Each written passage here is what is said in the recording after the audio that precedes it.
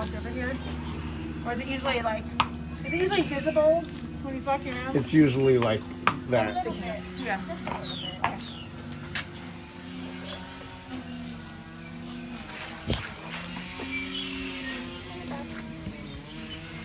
This is just like water soluble lube on my hands so I can feel around a little bit. Oh, okay. Oh my god.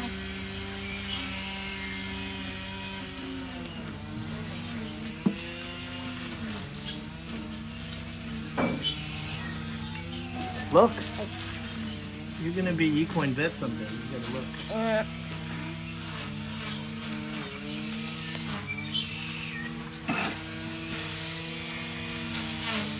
I gotta get that done next year. For you? They check the colon Yeah. and the prostate. Look at that. It looks so fun. That's so disgusting. You're relaxing for the back? Good boy. It's coming Whoa. back out. I should have recorded in 4K. Oh my god, you can see it. It's coming out.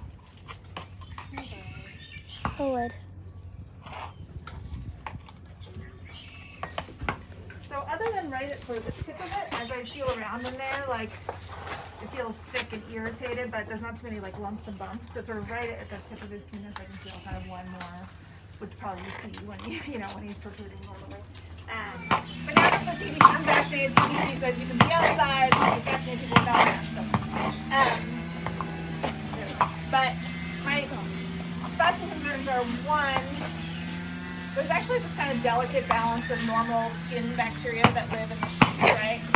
And if it's in such poor condition when you arrived, and those were sort of out of balance, and then they just haven't managed to get back in, and so all the irritated stuff and thickened stuff is sort of just like secondary to all of that. Two is that there is actually some sort of skin mass, like something like we always worry about squamous cell carcinoma in horse penises, that is a more specific tumor of some sort that's causing all this secondary irritation.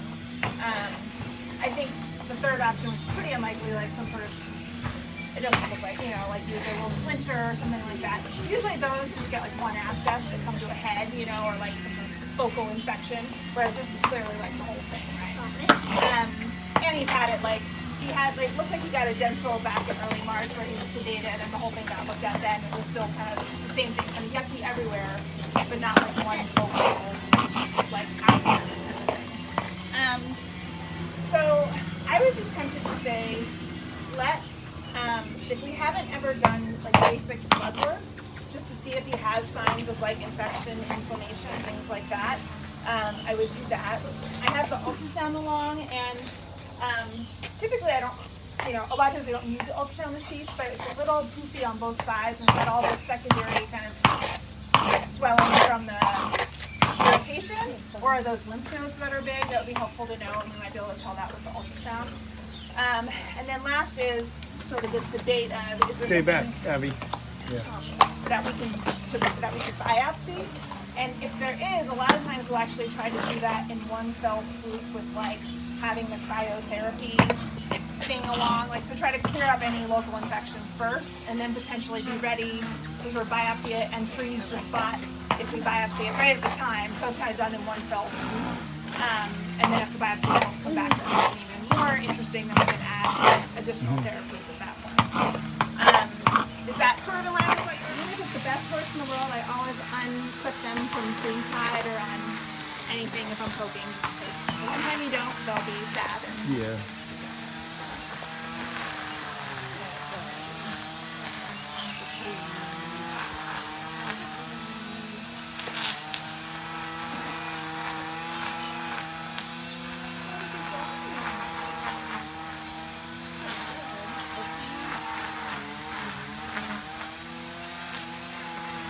You're useless there. Go somewhere else, buddy.